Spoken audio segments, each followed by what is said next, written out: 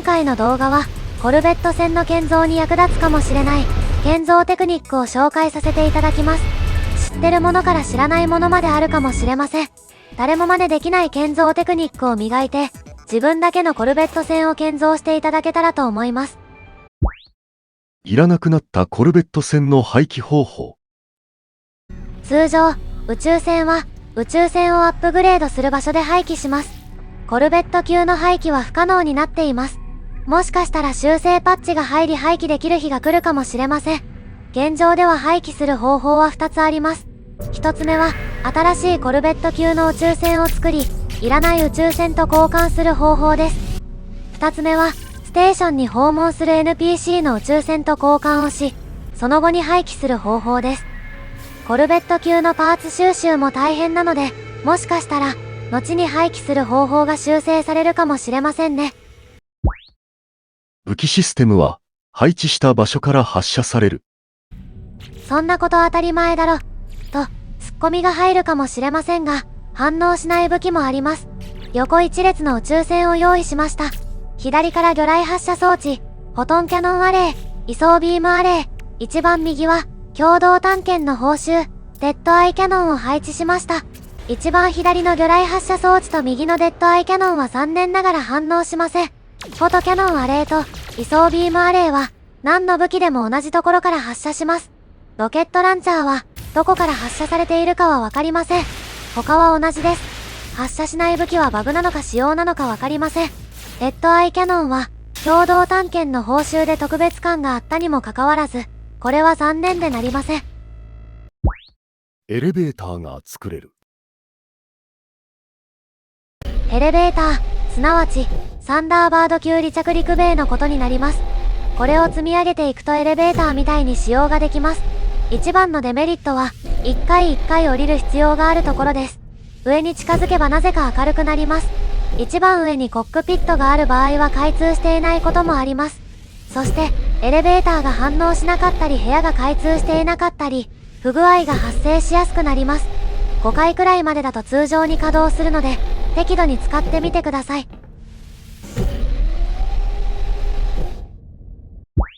パーツをずらす。縦と横と自由に配置できるパーツがいくつかあります。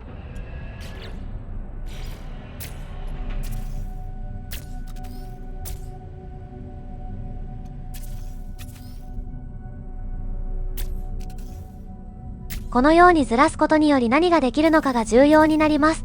例えば、現在建造中の私のコルベット船のコックピットの前に、追加にパーツを加えていますが、通常のやり方ではこのようにずれた状態でしか配置できません。このパーツも、このように少し滑らかに近づきます。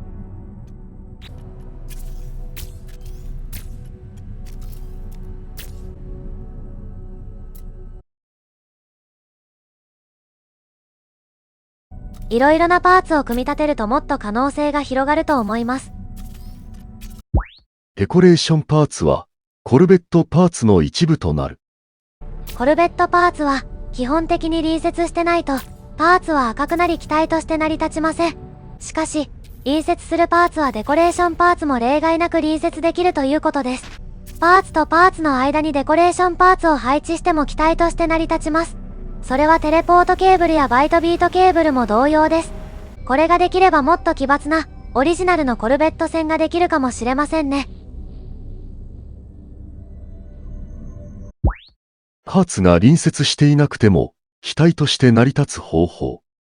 現在は、パーツ同士が隣接しなくても、自由に作れるテクニックが見つかりました。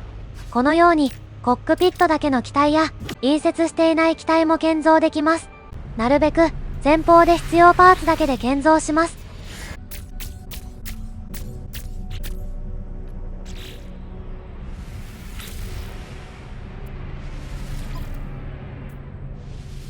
一つ前のコルベットワークショップに向かい、新しいコルベットの作成を選択します。建造カメラを後ろに向け削除していくだけです。前方で建造するのは、建築カメラの削除する範囲が広がるからです。これで完成します。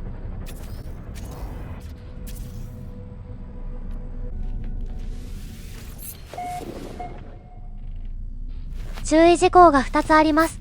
この機体を選択した状態でコルベットワークショップで変更を選ぶと、再びやり直す必要があります。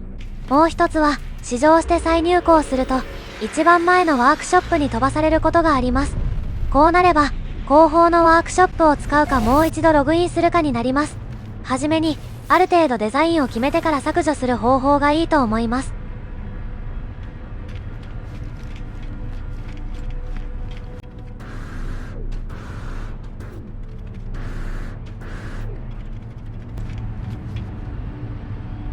心配することは、一つ、修正されるかされないかです。それはわかりません。私は、共同探検19で試しました。結論から、言うとこのテクニックは使えませんでした。ということは、公式は認識している可能性が高いから修正はされないと、私は勝手に思っています。皆さんはどう思いますか？今回はテクニック動画となりましたが、自分も試してみたいと思ったテクニックはありましたら、高評価、チャンネル登録よろしくお願いします。ご視聴ありがとうございました。